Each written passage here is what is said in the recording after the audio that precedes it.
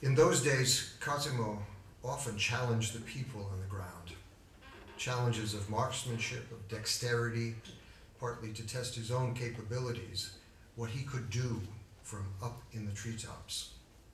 He challenged the urchins to quoits. They were in the area near Porta Capari. Did I say that right? Thank you. Thank you. Porta Capari, amid the hovels of the poor and the vagabonds. From a bare, half-dead holm oak, Cosimo was playing quoits when he saw a tall, slightly bent man on horseback approaching, wrapped in a black cloak. He recognized his father. The rabble dispersed. From the doorways of the hovels, the women stood watching. Baron Arminio rode up under the tree. It was a red sunset. Cosimo was in the bare branches. They looked each other in the face. It was the first time since the lunch of snails that they had been like that, face to face. Many days had passed. Things had changed. Both knew that the snails had nothing to do with it anymore, nor did the obedience of sons and the authority of fathers. That of so many logical and sensible things that could be said, all would have been out of place, and yet they had to say something. "You're making a fine spectacle of yourself," the father began bitterly. "Very worthy of a gentleman." He had used the more formal "you," as he did with more serious reproaches, but now that use had a sense of distance, of detachment. "A gentleman, father, sir, is such in the trees as on the ground," Cosimo answered, and immediately added, "if he behaves correctly." "A fine sentiment," the Baron admitted gravely, "although a short while ago you were stealing plums from a tenant farmer." It was true. My brother was caught out. What should he answer? He smiled, but not proudly or cynically. It was a timid smile, and he blushed. The father smiled too, a sad smile, and for some reason he too blushed.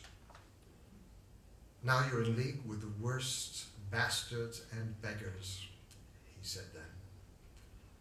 "No, father, sir, I'm for myself, and each for himself," said Cosimo firmly. "I invite you to come down to earth," said the Baron in a peaceful, almost exhausted voice, "and resume the duties of your station."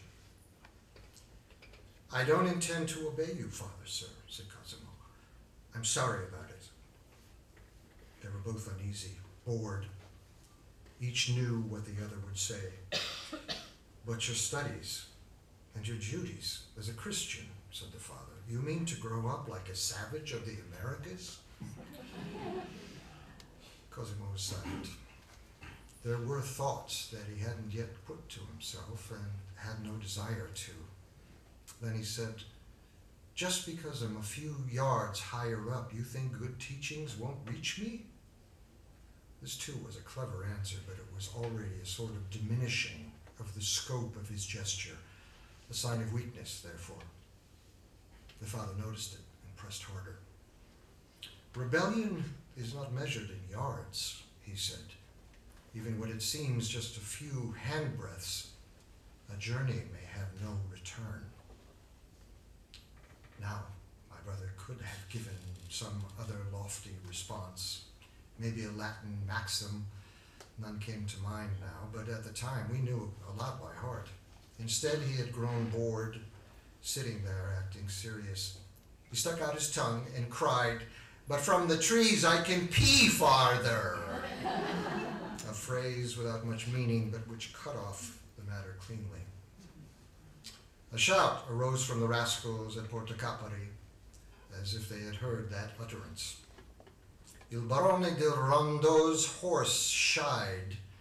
The Baron held the reins tight, wrapped himself in his cloak, as if ready to go.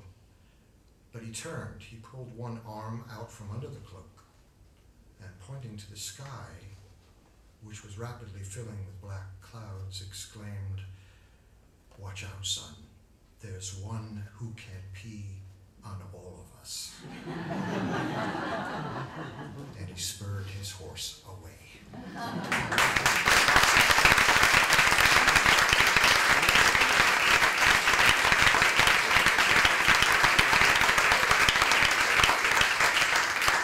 Such good writing.